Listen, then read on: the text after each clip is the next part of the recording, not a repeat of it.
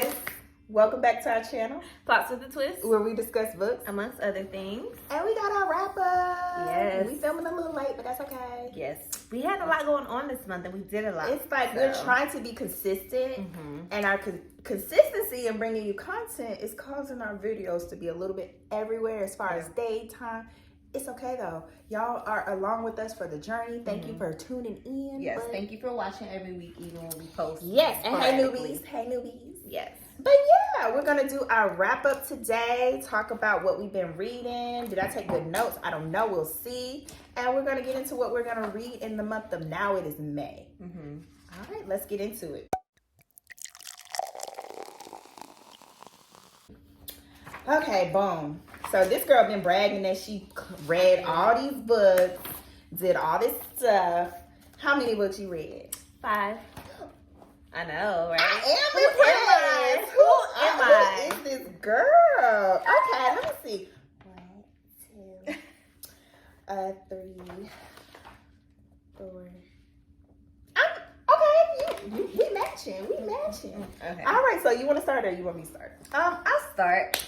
Okay, so the first one on my list I read is The Night Shift by Alex Finlay. And I said, y'all, that's nothing. I read all the books that I said I was going to read. Like, who am I? So this book, The Night Shift by Alex Finlay, I read it on audio. It's basically about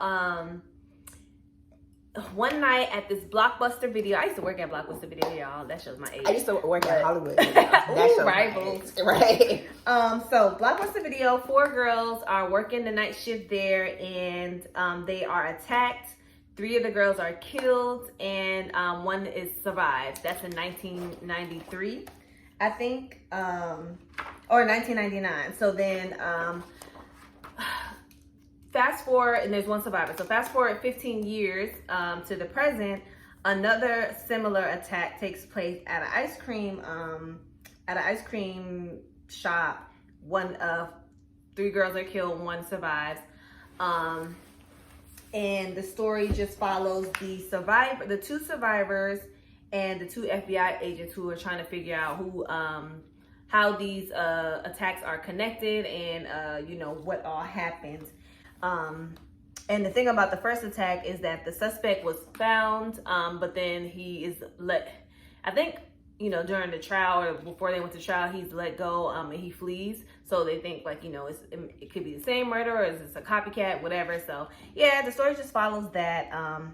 Good little mystery, whodunit type of thing, and basically trying to see how the attacks are connected and the different characters are connected. I enjoyed it. I gave it 5 stars. Loved it. I loved it. It was a good mystery. It had some good plot twists at the end. And yeah, great story. I really, really enjoyed it. Yeah. So that was The Night Shift by Alex Finlay. Let me know what you guys thought. Okay. Well, a book I finished in April was A History of Wild Places by Shea, Ernshaw. So I took Asia's idea. I wrote liked and disliked. And in this particular one, I don't have that much liked, but I did. Did you just not write it, or you just? I'll talk about it in a second. So that one was about, Look, I wrote down synopsis too, because I'm like, that's what I need to work on. Okay, so noted. So that one is about this woman goes missing. She's like a children's book author, but kind of think of the Grimm Tales, dark children's tales. And she basically goes missing. So the family enlists this guy who's good at finding missing people, because he has this ability where if he touches an item, he kind of sees the history of the item in connection with the person who owns it. So he gets snapshots of their actions, prior to certain moments. And so he goes looking for her in this small town called, I can't remember. Anywho, Pennsylvania? No, it's like a town, like a made up town. Okay. But anywho, he goes looking for her, and then years later, he himself goes missing. Ooh. So then the story switches over to this couple. I did. So Maggie St. James, that's her name. Travis, that's who goes missing. So the story switches over to this couple, Theo and Kalia, I think that was her name, if I remember correctly, and her sister B. So they live in this like isolated town where pretty much they have practices that it's almost kind of cult-like, but not really. I didn't get a huge cult vibe, even though that's kind of a little bit in the synopsis. But they basically live off the grid, don't really have modern technology or modern things. And the town is ran by a fear of leaving the town. The border, if they leave across the border, they'll get this illness. And so they're led by this charismatic leader called Leigh, I believe. And ultimately, as the story progresses, you find out there's something sinister. I like saying that. Something sinister working under that is helping, maintain and control this town. And ultimately, you come to discover what actually happened to Travis and Maggie. So, boom. So I like the idea of the story. I like the premise. I think as you were going along, when you think about cult-like behavior, things like that, I found a challenge understanding why these people were so attached to this town. Because in a dialogue, as they're talking, you discover that people came to this town willingly.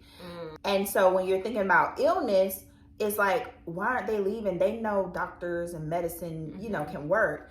And so it kind of, as I was reading it, I didn't have enough information to feel like it was realistic. It was realistic. Like, why would you stay if there's whatever? And so, it was just kind of weird because it became to a point where it was annoying because you're like, y'all know it's stuff out there. Why don't y'all just leave? And there wasn't enough presented to make you feel like, hey, this is why they're brainwashed, they're this, they're that, they have this belief, they have this belief. It was just an illness, and ultimately, it just didn't make sense as you was reading. But once you get towards the end and the explanation comes as to why this town kind of works and operates the way it does, it kind of like this aha moment. So that made me enjoy it a little bit more than what I would like the journey. The journey, I was like just super annoyed as I was reading. But once I got to the explanation, I was like, oh, okay.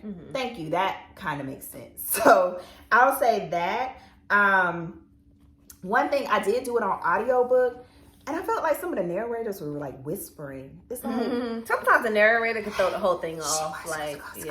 And I told her, and I'm like, girl, speak up. Right.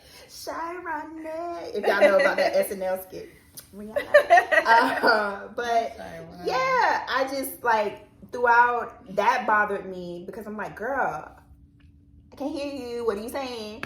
So that kind of threw me off. I just wish there was more along the way to kind of understand their ignorance, to understand why they were so attached. But other than that, once everything was exposed, everything got to it, you was like, okay, but once that was even resolved, the ultimate end and what happened with all the characters involved, I was kind of dissatisfied a little bit. Part of me was satisfied with the ending, but part of me wasn't. And so I'll say that. So it was an okay book overall. So y'all make sense of that. Not y'all make sense. Okay. Okay, so next book that I read for the month of April was another book that I said I was going to read. And that's The Paris Library by Janet Skeslien Charles, I think that's how you say her name.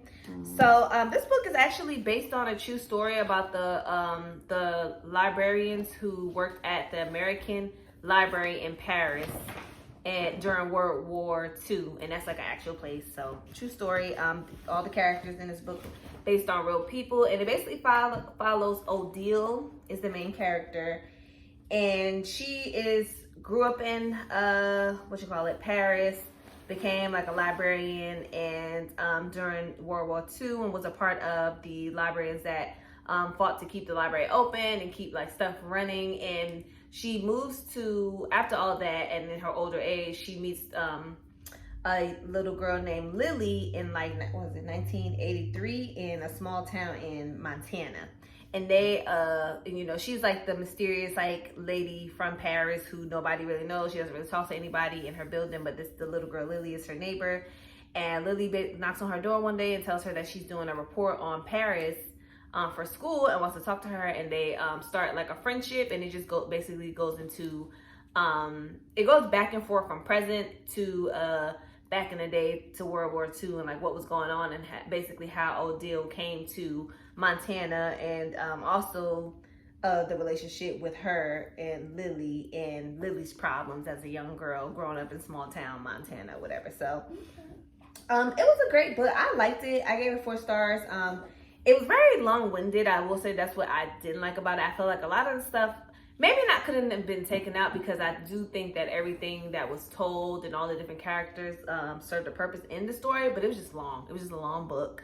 And some of it was a little boring at times, but like I said, it served the purpose to like the story at the end of the day. I really like that there were several different characters in the book, Odile and Lily being the main characters, but there were a lot of characters like Lily's family, her stepmom, her dad, her real mom, and then Odile, like her family, everybody, and all the other librarians she worked with.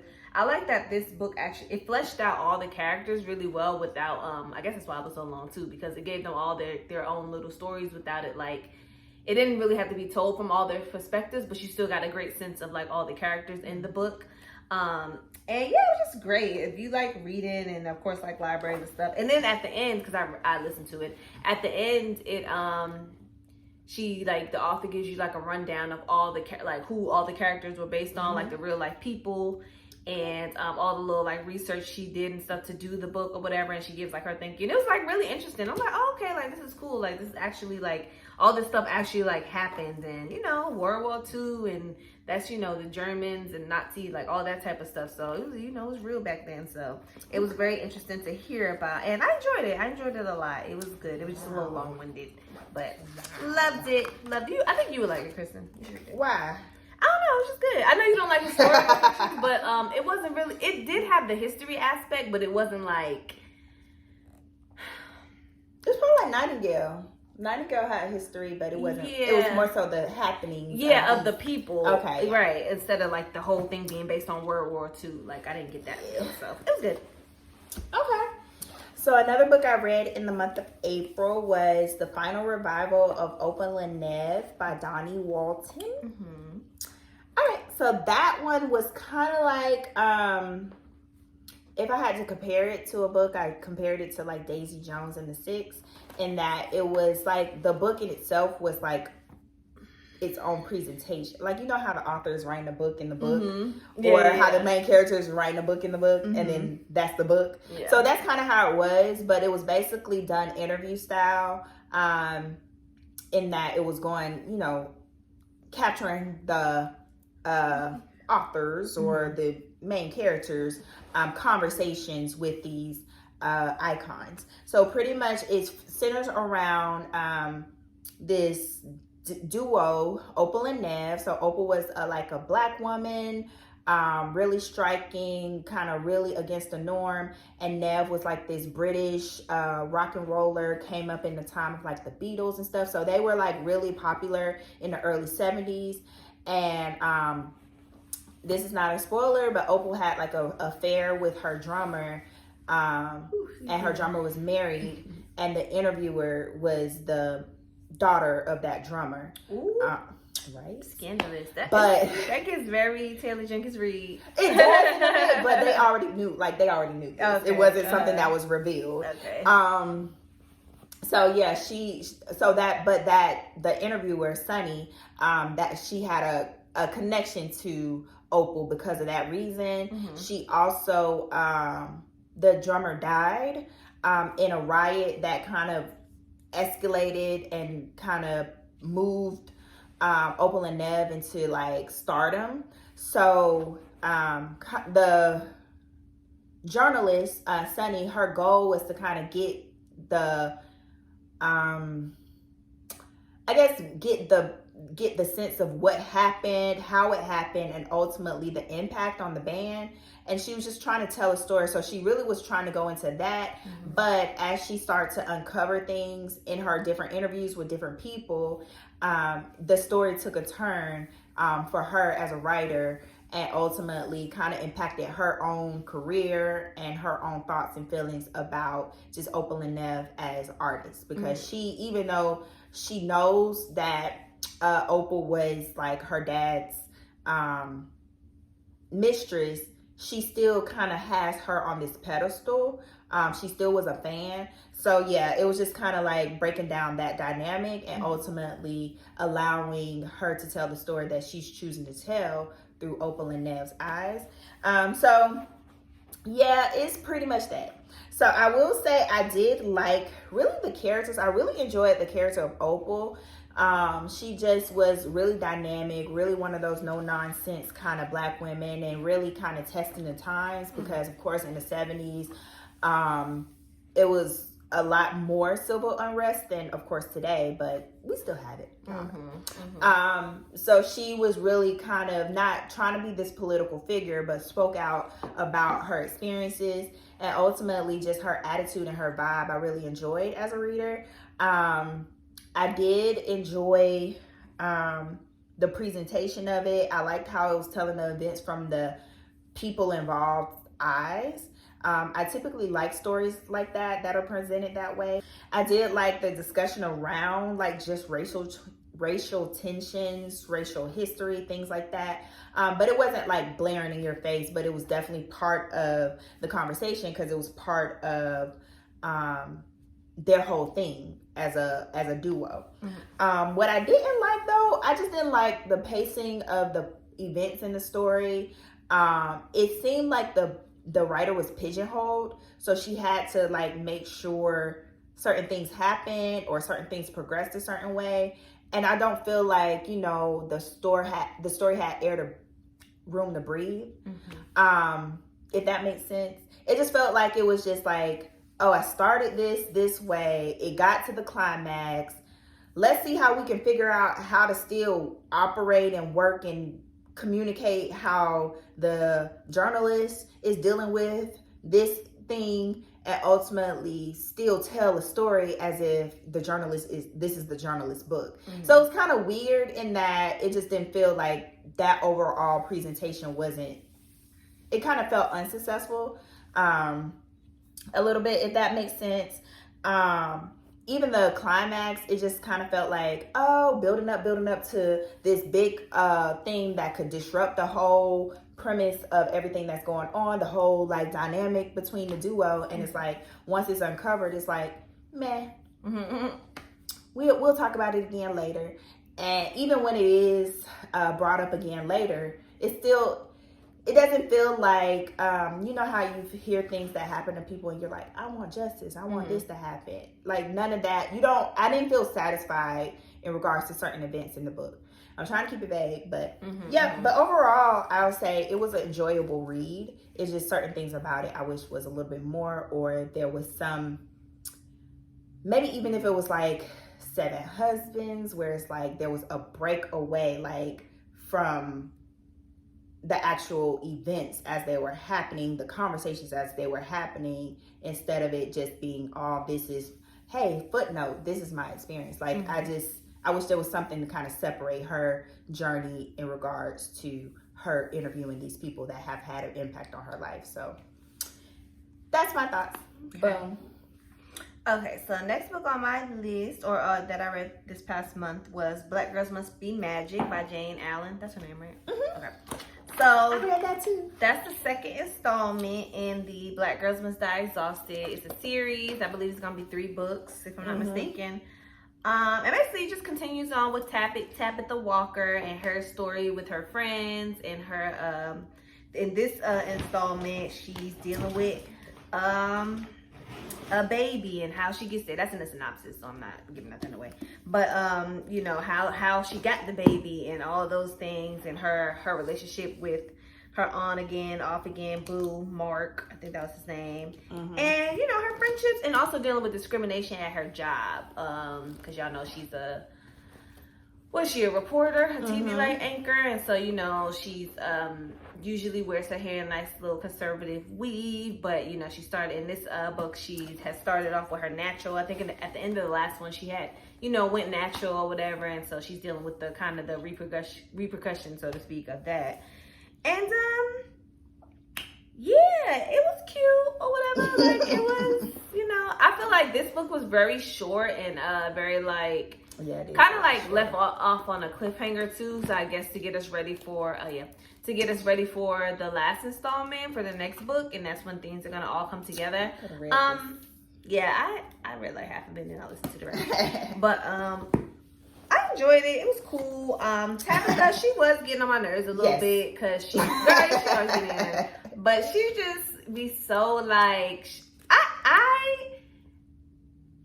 I get it. Like, we all complain about things and stuff, but I hate when people like ask for something, they get what they want, and then complain about it. Like, what is this? Like, what do you want? Do you want this or do you don't? Like, but yeah, it was a lot of that, and I'm gonna chalk it up to pregnancy brain. Maybe she just had like, you know how y'all pregnant women be. Not that you're pregnant now, but you've been pregnant before, so so I hear that a lot. Like pregnancy brain be having you like all over the place. So I'm gonna chalk that up to her. But she was but I feel like even in the first book, she was kind of like not all over the place, but just she's more that in this book, like more so what she was in the first book, if that makes sense. So yeah, it was cool. I'm still gonna read the third one because I want to see how everything ends up. I like the first one better, if I am being honest, but I feel like this one was just like a continuation on and then getting a setup for the ending of everything. So yeah, we will see. It's like the lull in the middle. Yeah. So that's when you read 2 this month? Yeah, okay, I read it too. Let us know if you want a thorough book review as well. But I agree.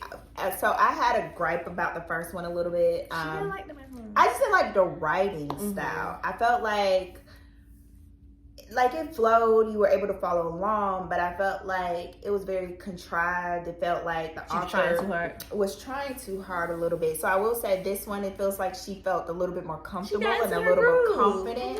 So it's like she got into her groove. I did have certain moments I'm like, girl, we get it. You know how to write. You know how to turn a sentence. You know how to turn a phrase. Like, you want her to be maybe. But it was just like, yeah, this one flowed a little bit better for me. So yeah, I put that, and then I also thought some of the issues that were brought up were really kind of cool to hear about, because I think, like you said, about the hair thing, it was centered around the Crown Act, and that literally has been a conversation topic. So yeah, but I feel the same. Like, she just, oh my God, I can't make a decision, and she was just everywhere, and every little thing was just everything, and oh my God, my life. It was like, girl, she was a little annoying. She was, but I was annoyed by her in the first book, so. Right. Yeah, but like I said, let us know if you want a thorough review, and we'll go deeper into our thoughts. So, next for me though, you read Ties That Tether? Yeah, we can talk about that one next. Ties That Tether. So we both read Ties That Tether by Jayne Igharo. Yes. So, I have it. It's right here.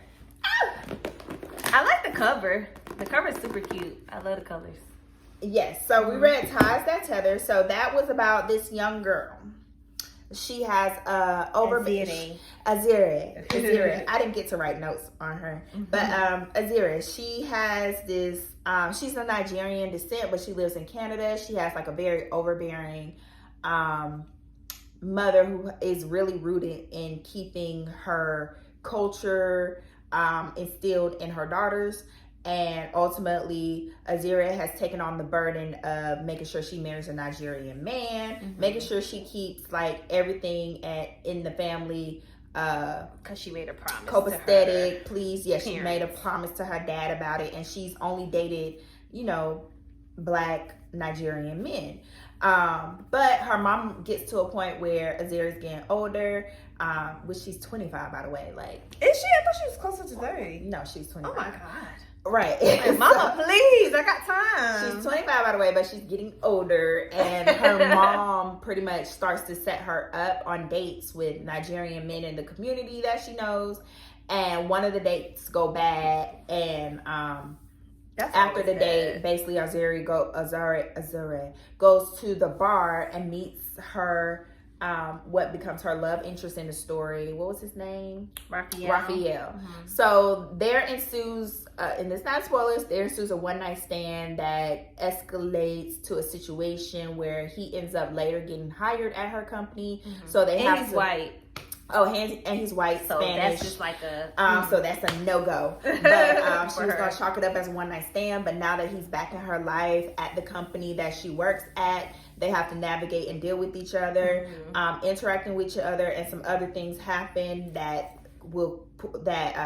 also starts to pull them together. They can't deny their attraction and ultimately their bond to each other. So Azure is at a point where she has to choose whether to please her family, really her mom and her uncle and her parents, her promise to her dead dad, or ultimately following her heart and, continuing this love connection with this man who her family wouldn't approve of. So I would say overall it was all right.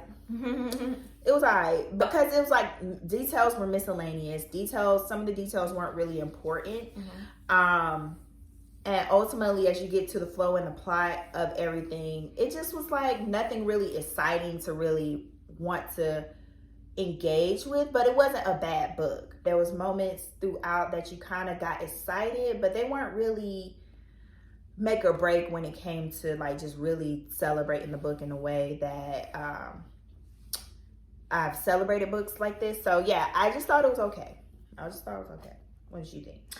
Same. It was decent. Like I enjoyed like the cheesy, because to me a lot of the stuff was predictable. I knew they was going like, not to give anything away, but y'all know Raphael was her love interest. I knew it was gonna be like a thing where like she tried to like not like him, but of course ends up like liking him a lot and stuff, and have to do the back and forth or whatever. But it was kind of like predictable in a lot of the plot moments. But that's okay with me. I feel like sometimes because this is classified as a romance novel, so it got a little cheesy at some points, but I didn't mind that. It was cute. It was nothing really to like, go crazy about, but it was a quick read, cute or whatever.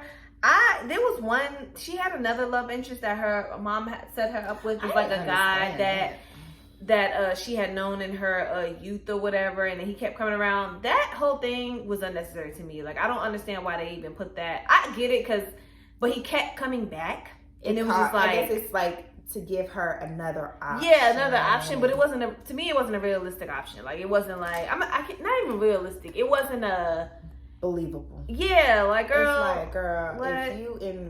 If you with this man, y'all in whatever situation. Yeah. This man ain't gonna be like, I don't care. I mean, maybe they would though. I don't know. I don't know. No. So, like, yeah, it was just, I just felt like that whole situation was kind of unnecessary to the story. So, other than that, like, it was cute. It's a cute little read, but it wasn't. Her mom was annoying. Her mom was so annoying, and I was telling Kristen as we were talking, having our little commentaries about it. Like, I get like some cultures are like a more family oriented, whatever, and that's why I thought she was old. I thought she was like closer to 30. Because, Mama, get out my business. Like, please leave me alone. That's what I'm giving 25. My mom. Like, probably at 25, I probably would have been more like. But I'm thinking like she's older. But it was very much like, girl, live your life for you. Like, your parents is not gonna be. But I've always kind of been like that, and I know everybody's not like that. So for me, it was just like, tell her mind her business. Like, my mom tried to set me up on a date one time where I cussed my mom out, and but without cussing, but just like, girl, don't ever do that to me again. Like, please, like, no. So like, she really tried it. Stop. Yeah, like, girl, like, ew. So I was just like, yeah. Now I can relate a little bit, but my mom, she know better now. Cause girl, no, like, what are you doing? So yeah, it was okay. It was cute, whatever. But yeah. All right, you read something else? Yeah, so the next book that I read, which is I think it's my final book for the month, book number 5. Another book that I said I was going to read, and I did, and that's The Christie Affair by Nan Oday Gallant. Okay, so this book has been, this is a Reese book club book, but I just saw it everywhere and wanted to really read it. And it basically follows a woman named Nan Oday. And I think that, so it's based on like Nan Oday's affair with Agatha Christie, who's a real life person, a real author. She disappeared for like 11 days back in the day. Like that's like a real thing that happened. But I think this like story is made up based off of that. So Agatha Christie disappears for a few days, for like 11 days back in the day in London. And this is after her husband, Archie, tells her that he wants a divorce, that he's going to marry a new woman named Nan Oday.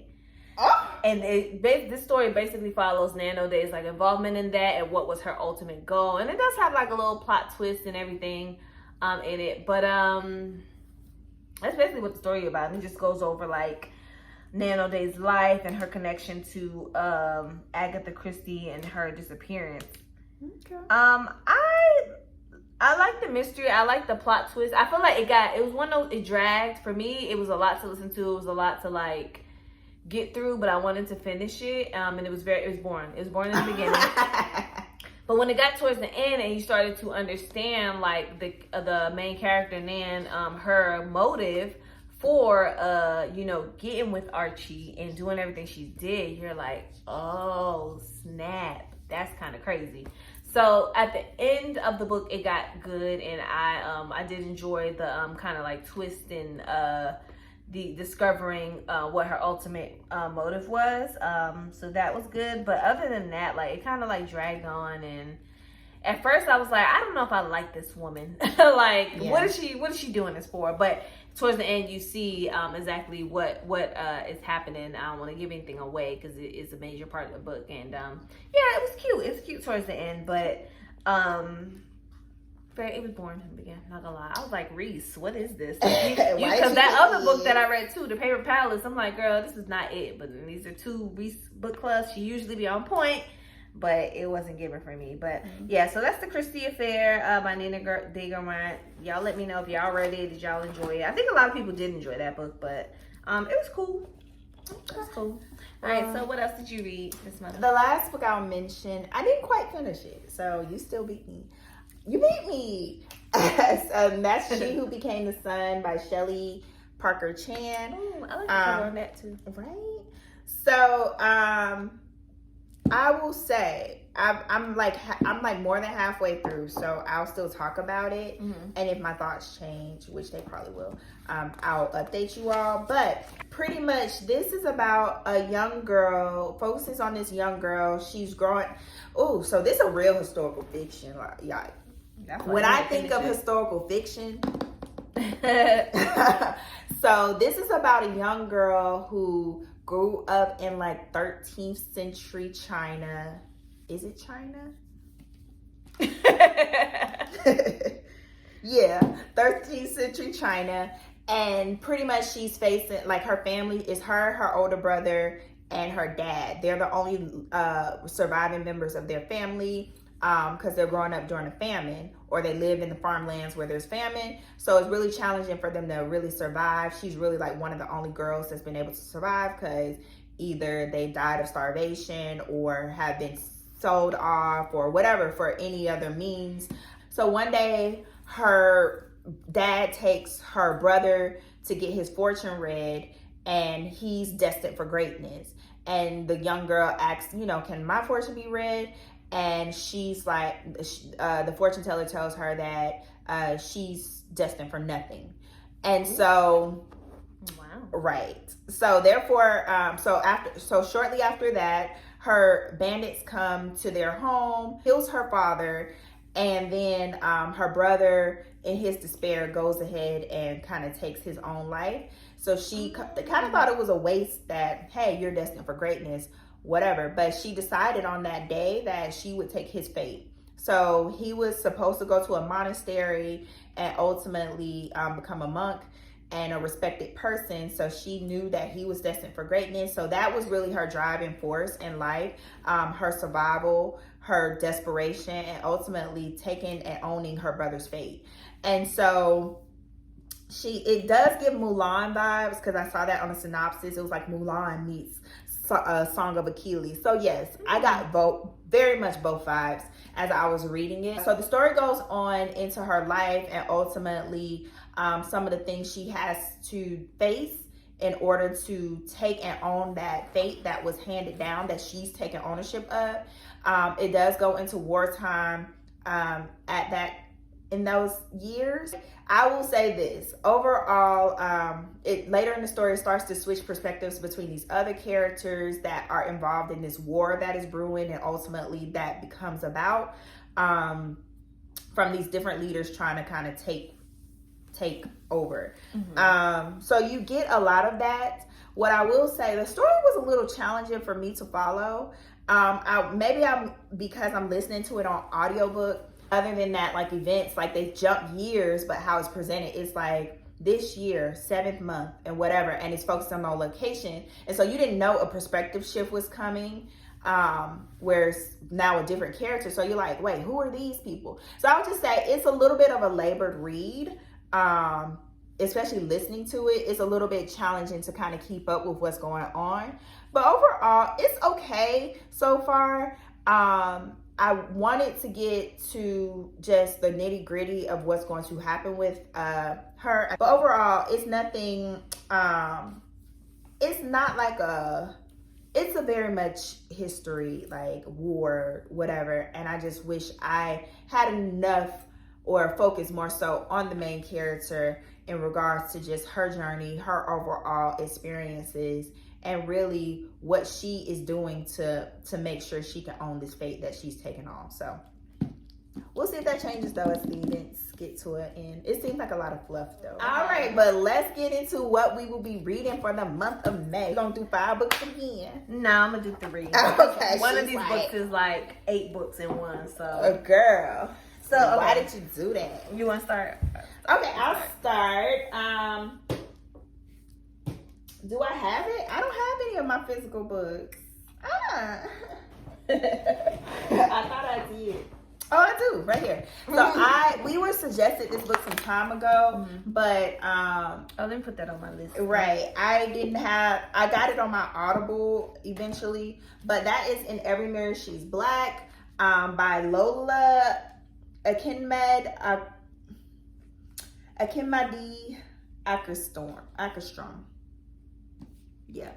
So I don't know what it's about. Oh, racially tone deaf pain. Yeah, it's a novel. Okay. Black women linked to the same influential white man as they build new lives in Stockholm. So that kind of sounds like. Oh, it's Stockholm. Okay. That kind of sounds like the other black girl a little bit. We'll see. But hey, reading that. What you got? Okay, so I've already started reading this book, but I'm only like a little piece in. And that's The King of Stars, get that on audiobook by Leigh Bardugo. It's not on there. So, y'all know Leigh Bardugo. She wrote Sister Crows, and this is part of the Grishaverse or whatever it's called. But this basically follows King Nikolai and his, he has like, some time ago, he got taken by the Darkling, and now he got this monster in him that wakes him up every night. He be hunting people and stuff, but he's trying to keep that away from his Ravka kingdom or whatever. I think you would like it. So since you like stuff like this anyway. And his Zoya Nazalinsky has devoted her life to, the Grisha army, and she's like his #1 general commander. And I guess it's just like following him, his rule and stuff, and trying to figure out what's tea. I don't know. So it's a part of a duology, so it's 2 books. She liked duologies, huh? Yeah, give me just 2. Give me 2. Yeah, and I like can just, that. you know what I'm saying? I can just. Six of Crows is my first duology. Really? I kind of like that. And I have Six of Crows. I actually own that book because Kristen keeps trying to tell me to read it. And I'm going to read it, but I don't know. I like this cover, so I was like, I want to read this. And it got really good reviews, so yeah. King of Stars. Yeah, her books are good. So another book I will be reading is The Night Shift by Alice Finlay. I was trying to get to it in April. I was trying to get to a few more books in April, but my life, it didn't allow it. So I plan to definitely read that because it definitely sounds like something right up my alley. So yeah. Okay, so next for me is When No One's Watching by Alyssa Cole. I think I had mentioned this before, but I had finally got the book on hold, and I got it. I'm waiting for it on Libby because, you know, audio is like where it's at. But it's about Sydney Green is Brooklyn born and raised, but her beloved Girl, do not read that synopsis. seems to change every time she blinks. It's a thriller, so something about paranoia and fear. No. You asked me that. Did we read something about her? I think I did ask you that, but I feel like we did read something about her. I don't know. But yeah, so When No One's Watching, it's a thriller. That's Alyssa Cole. She's cute, so I'm gonna read it. All right, so another book I plan to read is The Book of Cold Cases by Simone St. James. I have one of her other books on my TBRs, but I saw mixed reviews on it, so it wasn't like I immediately picked it up. What was that? The Sundown Motel or something like that. But yeah, I was just interested in her writing, so saw that was her latest book and decided to go ahead and check it out. So I like suspense thriller. Should be up my alley.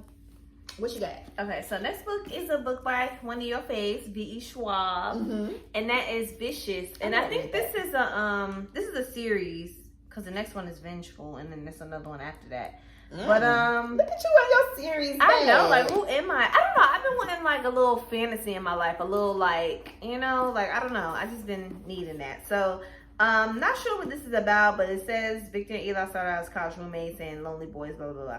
So I think they have like superhero like or supernatural like abilities or something, and they like figure it out, and it goes through that. Yeah, it says Shades of Magic.